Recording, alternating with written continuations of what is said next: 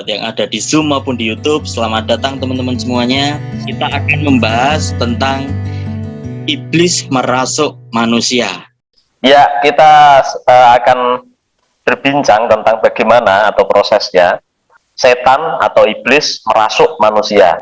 Mereview dari beberapa kali pertemuan kita yang kemarin, kita sudah belajar bahwa ada berbagai macam tingkatan dalam kerajaan iblis. Iblis itu juga merupakan kerajaan, begitu. Jadi ada tingkatan-tingkatannya, mulai dari malaikat yang jatuh kelas archangel, ya kan, dan sebagainya, turun sampai yang terakhir itu tentang roh-roh sifat.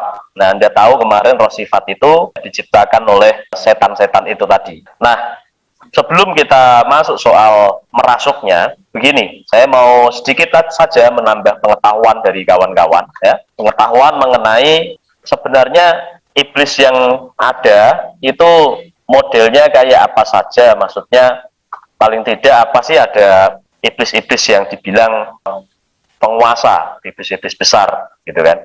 Nah, ada berbagai macam versi sebenarnya. Tatanan leader-leader daripada iblis itu, salah satu dalam tahun sekitar 80-an ada yang menulis buku juga bahwa ada 7 pemimpin besar daripada iblis. Tapi ada juga yang di aliran satanik menyatakan ada 9, gitu. Nah, Lilith itu ada sungguhan apa tidak? Saya bilang ada. Spiritnya ada. Jadi spirit itu ada. Tentang kisahnya mana yang benar, sebenarnya tidak ada yang 100% benar, gitu. Jadi itu semua ada pengecohnya masing-masing. Nah, sama juga dengan ini kan beberapa ada yang bertanya, sebenarnya ada 7 setan besar yang menjadi terafiliasi menjadi 7 dosa yang mendatangkan maut. Boleh-boleh saja sih, mana aja boleh dipercaya. Ada yang bilang 7, ada yang bilang 9, ada yang bilang dan macam-macam. Tapi yang jelas, Anda tahu bahwa spirit ini ada. Entah pangkatnya apa, kita tidak bisa benar-benar tahu sebenarnya, gitu loh. Karena iblis bisa saja memberi pengecoh, kemudian Roh Kudus bisa untuk mengajari Anda dalam level tertentu.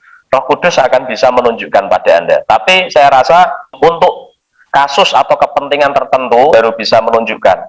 Tidak untuk sembarang keadaan, saya yakin itu. Karena Tuhan tidak sembarangan memberikan.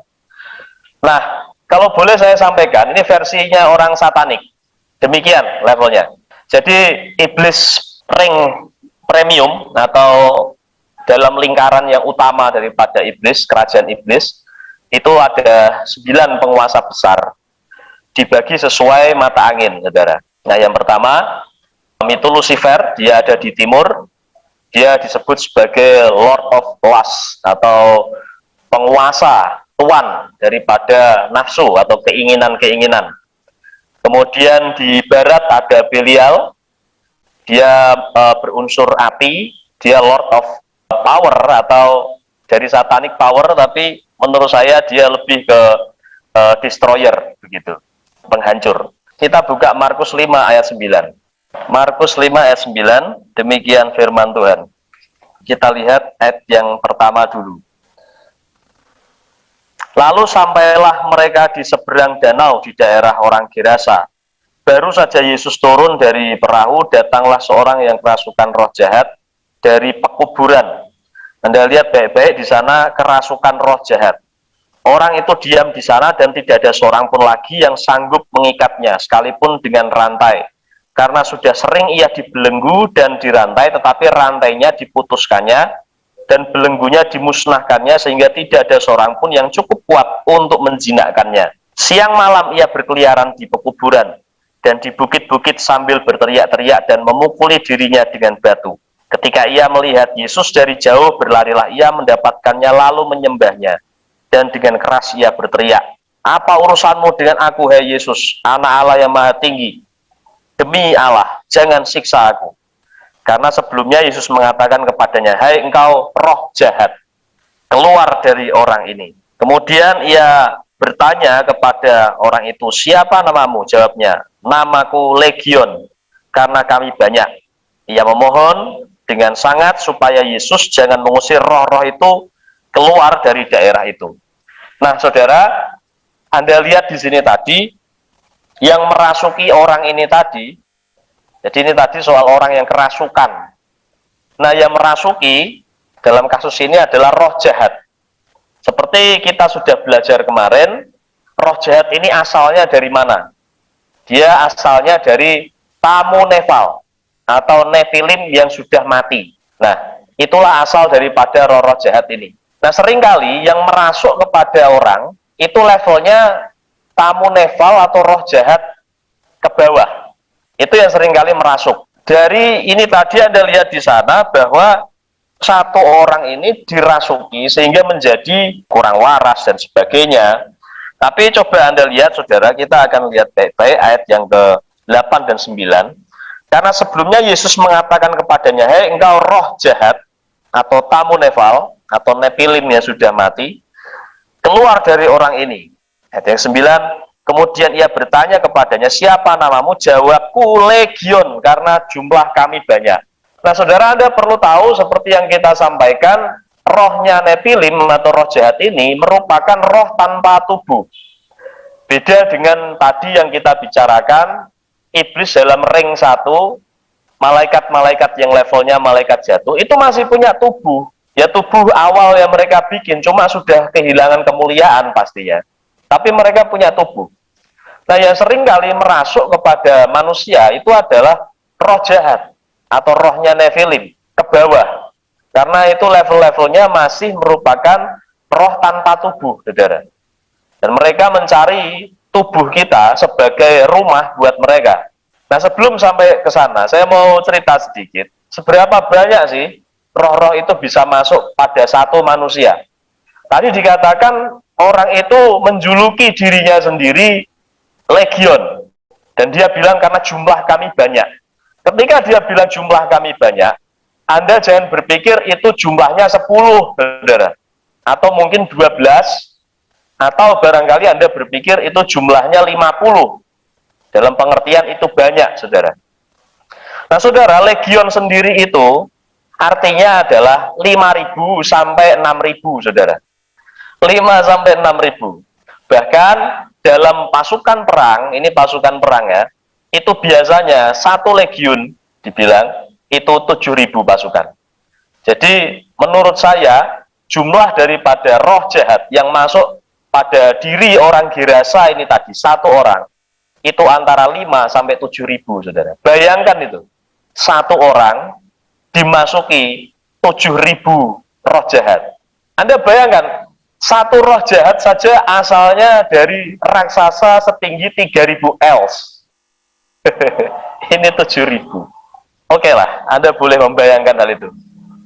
Tapi yang jelas, saudara, kita mendapat sebuah pengertian bahwa satu tubuh manusia ini bisa dimasuki begitu banyak, sangat-sangat banyak oleh roh jahat.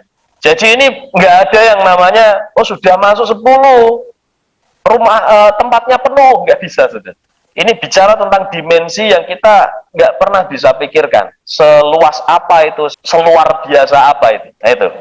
Alkitab memberi kita penjelasan betapa banyaknya roh jahat yang bisa masuk dalam tubuh manusia ini. Nah, mungkin Anda bertanya, nah kemudian kalau roh jahatnya masuk, lalu rohnya yang asli di mana? Dibungkam, disekap, dijadikan tawanan di dalam alam bawah sadarnya. Jadi ia seperti tertidur dan kemudian dikendalikan oleh roh-roh itu. Makanya iblis yang ada di sana, roh jahat yang ada di dalam dirinya membawa dia ke tempat-tempat yang tidak lazim. Seperti Anda lihat tadi, ke kuburan dan sebagainya. Nah, orang yang dirasuk oleh roh jahat itu seperti itu. Nah, dari sini Anda lihat beberapa ciri-ciri daripada orang yang dirasuk roh jahat. Kita akan lihat sekali lagi Markus 5, saya akan mulai bacakan dari atas tadi. Ayat yang ketiga, orang itu diam di sana, maksudnya adalah di pekuburan. Ya. Jadi ciri yang pertama orang yang dirasuk, maka orang itu akan dibawa ke tempat-tempat yang tidak wajar dikunjungi, bahkan didiami manusia. Ya. Ayat yang kedua, saya ulangi ya, dari ayat yang kedua saja. Baru saja Yesus turun dari perahu, datanglah seorang yang kerasukan roh jahat dari pekuburan. Jadi tinggalnya dari pekuburan, nggak lazim. Ayat yang ketiga, orang itu diam di sana, artinya tinggal di sana, dwell, tinggal di dalam pekuburan itu. Dan tidak seorang pun lagi yang sanggup mengikatnya. Artinya orang yang kemasukan roh jahat dia memiliki kekuatan yang jauh melebihi manusia biasanya secara fisik. Makanya dikatakan sekalipun dengan rantai, ayat keempat, karena sudah sering ia dibelenggu dan dirantai, tetapi rantainya diputuskannya dan belenggunya dimusnahkannya, sehingga tidak ada seorang pun yang cukup kuat untuk menjinakkannya. Siang malam ia berkeliaran di pekuburan dan di bukit-bukit sambil berteriak-teriak memukuli dirinya dengan batu. Nah, kemudian ciri-ciri berikutnya adalah dia akan merusak dirinya dengan cara apapun. Dia tidak lagi bisa seperti orang waras yang umpama, oh saya hari ini sudah kotor misalkan kena debu lalu mandi. Enggak, dia akan merusak dirinya. Bahkan tadi dia memukuli diri dengan batu, berteriak-teriak. Itu berteriak-teriaknya kenapa? Karena di dalam dirinya berkecamuk gitu, antar roh. Nah, seperti itu. Yaitu ciri-ciri orang yang kerasukan roh jahat. Nah, kita akan menjawab sebuah pertanyaan. Kok bisa ya? Kok bisa ada orang ya dirasuk oleh roh jahat? Nah, ini saudara. Ini yang menjadi penting untuk kita semua pelajari hari ini. Tuhan sudah memberikan penjelasan. Mari buka langsung daripada akarnya, saudara, di kitab Kejadian pasal yang keempat. Jadi bagaimana prosesnya sehingga roh jahat itu bisa merasuk manusia. Mari kita simak. Ini hal yang sangat-sangat jelas sekali. Kisah mengenai Kain dan Habel. Kemudian manusia itu bersetubuh pula dengan Hawa istrinya, dan mengandunglah perempuan itu lalu melahirkan Kain. Maka kata perempuan itu, aku telah mendapat seorang anak laki-laki dengan pertolongan Tuhan. Selanjutnya dilahirkannya lah Habel, adik Kain, dan Habel menjadi gembala kambing domba, Kain menjadi petani. Setelah beberapa waktu lamanya, maka Kain mempersembahkan sebagian dari hasil tanah itu kepada Tuhan sebagai korban persembahan. Habel juga mempersembahkan korban persembahan dari anak sulung kambing dombanya, yakni lemak-lemaknya. Maka Tuhan mengindahkan Habel dan korban persembahannya itu, tetapi Kain dan korban persembahannya tidak diindahkannya. Lalu Anda perhatikan baik-baik, hati Kain menjadi sangat panas dan mukanya muram. Ayat yang ke-6, firman Tuhan kepada Kain, mengapa hatimu panas dan mukamu muram? Apakah mukamu tidak akan berseri jika engkau berbuat baik? Tetapi jika engkau tidak berbuat baik, dosa sudah mengintip di depan pintu, ia sangat menggoda engkau, tetapi engkau harus berkuasa atasnya. Oke, saudara, sampai di sini. Nah, saudara coba perhatikan hal ini. Di sana tadi Kain panas hatinya. Dan Tuhan berkata, ketika panas hatimu seperti itu, sudah mulai dosa menunggu di depan pintu. Anda lihat ayat yang ke-7, apakah mukamu tidak akan berseri jika engkau berbuat baik, tetapi jika engkau tidak berbuat baik, dosa sudah mengintip di depan pintu. Ia sangat menggoda engkau, tetapi engkau harus berkuasa atasnya. Dikatakan dosa sudah mengintip. Dalam terjemahan lain dikatakan dosa menunggu di depan pintu. Nah, saudara, dosa ini adalah simbol yang selalu disertai dengan iblis, saudara. Makanya iblis sebut bapa segala dusta. Dusta itu dosa. Bapa segala dosa itu iblis. Jadi ketika dosa menunggu di depan pintu, artinya di sana juga iblis ada. Iblis nunggu kita di depan pintu. Nah, saudara, tahukah Anda, ya, Bang Host dan yang lainnya, kita ini, tubuh kita ini, itu seperti pintu rumah. Hati kita dan sebagainya, kita ini seperti rumah bagi roh-roh jahat. Dan mereka selalu menunggu di depan pintu. Ketika kita ini mulai nanti membuka pintu, maka mereka masuk. Nah, itulah awal mulai bagaimana orang kerasukan roh jahat. Saya akan bicara, Anda jangan langsung berpikir, oh berarti ketika kita berbuat dosa langsung kita kesurupan. Begini, kesurupan itu adalah level tertentu ketika roh jahatnya sudah mulai sangat banyak, begitu loh. Tapi tidak pernah tiba-tiba seperti itu. selalu dimulai dengan level terkecil. Makanya Tuhan berkata iblis itu kerjaannya mencuri, baru membunuh, baru membinasakan. Ada selalu level terkecil yang dilakukan iblis. Dan dia selalu bergerak, tidak pernah langsung yang gede. Alus selalu. Untuk menyesatkan kita juga sama. Alus dulu. Hal kecil dulu. Iblis itu mainnya alus. Selalu dia dari titik terkecil dulu dia mencoba untuk masuk. Tolong sekali lagi saya berkata, tolong ini dicatat dalam batin Anda masing-masing. Ingat bahwa tubuh Anda, daging Anda, ya, itu adalah rumah. Tubuh Anda adalah rumah. Makanya tiap kali Anda melakukan hal yang tidak sesuai dengan firman atau dosa, maka Anda seperti membuka pintu rumah Anda supaya roh jahat masuk. Roh jahat itu dalam level apapun, sesuai dengan kesalahan Anda ya. Roh sifat dulu biasanya yang masuk. Makanya kita diajari Tuhan mengusir setan. Kalau soal mengusir setan, Anda mesti melihat dari semua level. Bukan cuma level yang sudah kesurupan, tapi di level terkecil pun, misalkan sudah mulai ada keinginan-keinginan jahat dan sebagainya, Anda sudah mulai dibawa oleh roh itu ke arah-arah yang salah, ya kan? Arah-arah yang salah, saya harap Anda bisa menafsirkan ini. Ketika pikiran Anda, tubuh Anda dibawa ke arah-arah yang salah, Anda mesti tahu ada iblis di sana, ada roh jahat yang menggiring Anda ke sana, saudara. Kalau tadi si orang Girasa digiring ke pekuburan, itu karena sudah saking banyaknya roh jahatnya. Tapi kita mungkin belum sebanyak itu. Baru beberapa roh sifat yang masuk, kita digiring ke sesuatu yang itu nggak benar. Sekali lagi, kok bisa begitu? Karena Anda rumah. Entah sudah berapa banyak pintu Anda buka bagi roh-roh jahat itu. Atau roh-roh sifat itu dan kawan-kawannya. Dalam level apapun.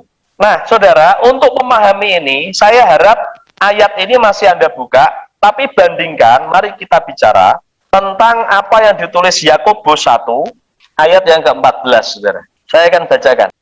Tetapi tiap-tiap orang dicobai oleh keinginannya sendiri, karena ia diseret dan dipikat olehnya.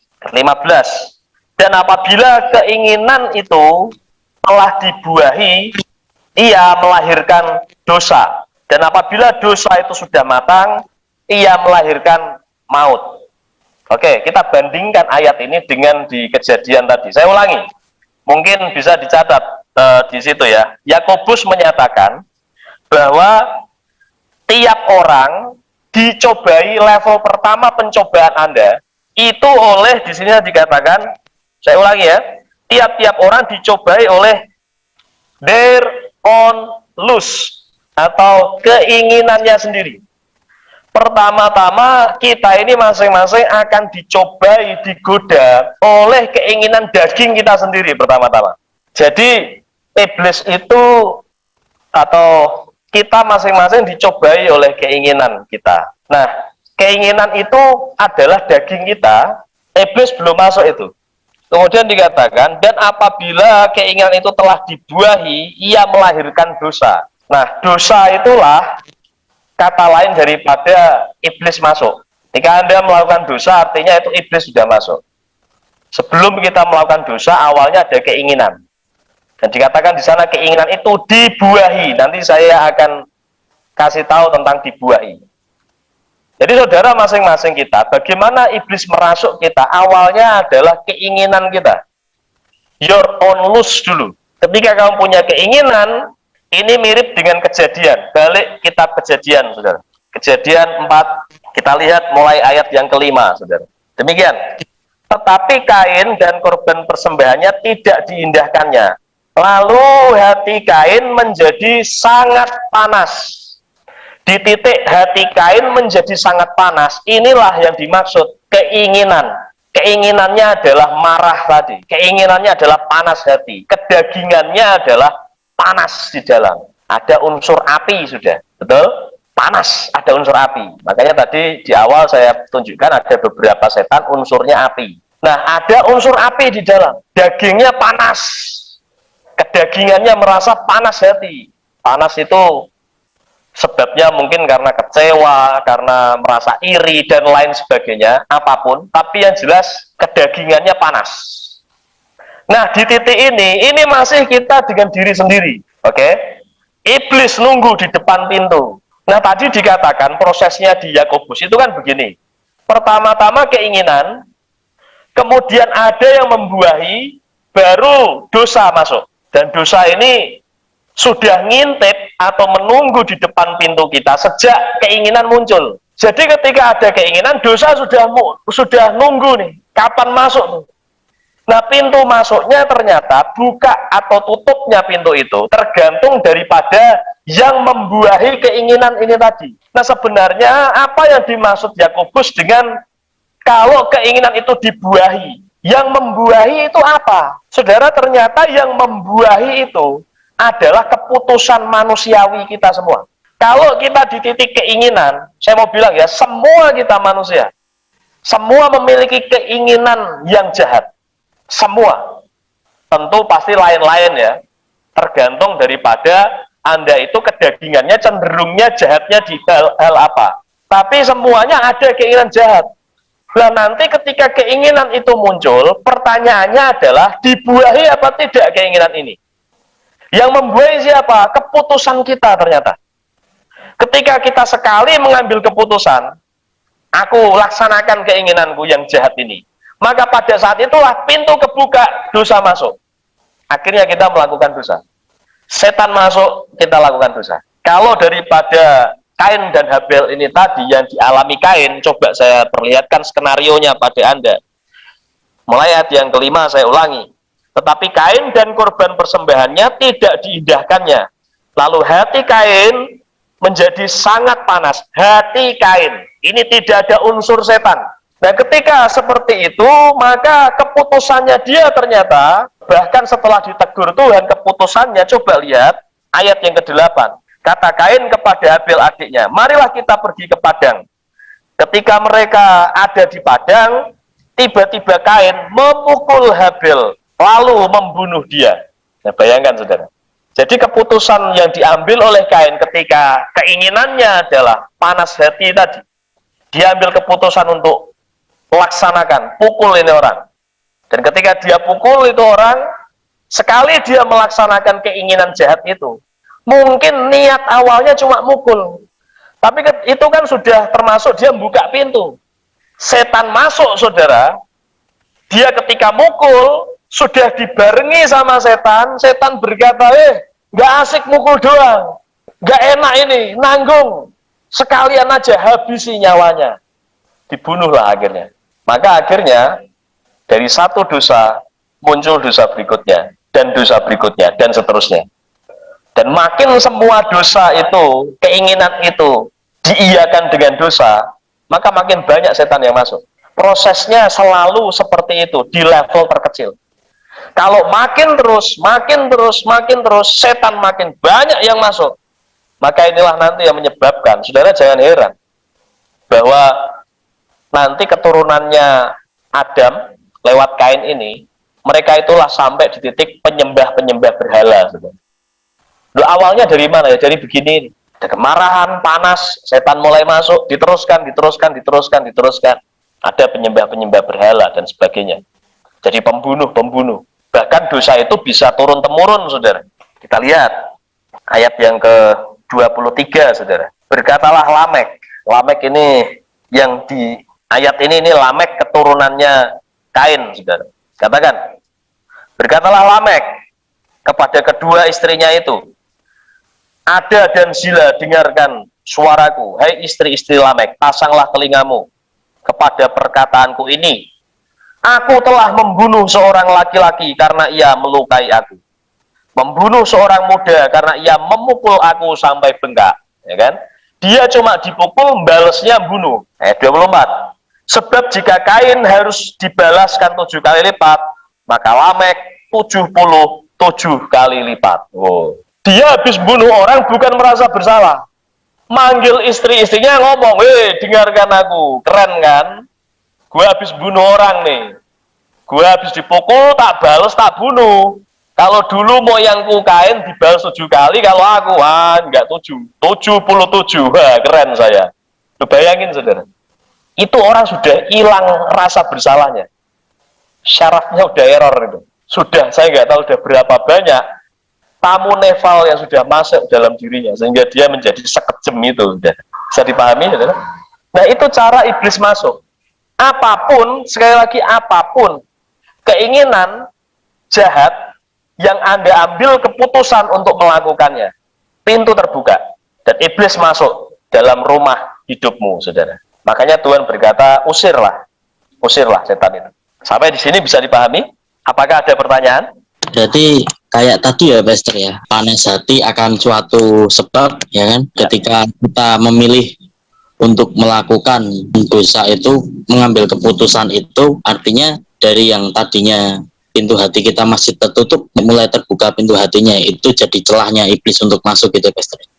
Ya, betul. Itu kan mungkin setelah itu terjadi kan ada sifat-sifat yang kayak ngendap di dalam diri kita gitu loh Pastor. Betul. Nah, ketika itu diperangi, berarti secara roh pun itu diperangi, secara jasmani kita melemahkan daging kita gitu ya. Jadi harus dua sisi gitu ya Pak. Ya, dari dua sisi. Makanya Tuhan ngajari kita untuk doa puasa. Itu untuk apa sih? Supaya daging Anda itu under control. Itu pentingnya doa puasa yang pertama. Under control. Makanya Tuhan sering bicara, renungkanlah firman ini siang dan malam. Bicarakan dengan anak-anakmu, entah kamu sedang duduk maupun berdiri dan sebagainya. Itu untuk apa sih? Yaitu karena kita ini daging itu begitu lemah. Tuhan juga sudah bilang, roh itu penurut tapi daging lemah. Itu sungguhan itu. Jadi daging itu keinginannya salah. Kok bisa? Nah, itu adalah kegagalan sistem dagingnya manusia. Karena setelah Adam Hawa jatuh itu seperti itu. Kan Anda tidak lihat keinginan ini ketika Adam Hawa belum jatuh. Kenapa kok Kain dan Habil kok tidak digoda itu pertama kalinya? Karena dagingnya masih belum sejahat itu keinginan. Saya tunjukkan sedikit tadi di ayat Kejadian tadi. Sebenarnya Tuhan sudah sangat-sangat memberi jalan keluarnya, saudara. Kejadian 4, kembali lagi Kejadian 4, ayat yang ke-7. Demikian. Apakah mukamu tidak akan berseri jika engkau berbuat baik? Tetapi jika engkau tidak berbuat baik, dosa sudah mengintip di depan pintu. Ia sangat menggoda engkau. Jadi pertama itu kita dicobai oleh keinginan di dalam. Tapi jangan lupa, iblis yang di depan itu, ketika sudah lihat ada keinginan di dalam, dia nggak diem aja loh. Dia menggoda. Jadi di luar itu iblis akan menggoda. Menggodanya pakai apa? Direkayasa. Semua jalan-jalan, jalur-jalur, supaya Anda melaksanakan keinginan jahat itu. Makanya Bang Napi kan bilang bahwa tindak kejahatan itu terjadi ya bukan karena ada kesempatan, tapi juga karena keinginan si pelaku. Nah, itu benar itu. Keinginan dari dalam, lalu kesempatan dari mana? Nah, itu iblis yang bikin, saudara. Itu godanya iblis begitu. Dibikin jalurnya supaya Anda tergoda melakukannya. Iblis ngasih umpan gitu ya Pastor ya. Ya, direkayasa aja. Contoh simpel, ada orang, katakanlah dia masalahnya berat, hidup dalam utang dan sebagainya. Hidup dalam utang itu tentu saja sudah masalah berat dan butuh jalan keluar. Itu keinginan di dalam iblis lihat. Kalau dilihat nih orang bisa diajak ke perdukunan, dibawa ke perdukunan. Nanti tiba-tiba dia cerita sama temennya bilang, aku kenal dukun sakti loh, dia tak ajak ke sana loh. Dibuka kan jalannya kan. Tapi yang lain misalkan diajak perdukunan, iblis tahu ini dia tidak ada kedagingan ke perdukunan ini. Dia hanya kedagingannya adalah victim playing. Jadi korban terus, mengasihani diri sendiri terus, menganggap dunia tidak adil dan sebagainya. Maka digoda dia, sudahlah hidupmu sangat berat dan tidak pernah selesai. Depan pintu, ia sangat menggoda engkau, tetapi engkau harus berkuasa atasnya. Ya, ini dua hal, saudara. Bagaimana caranya Anda bisa lepas daripada godaan iblis ini?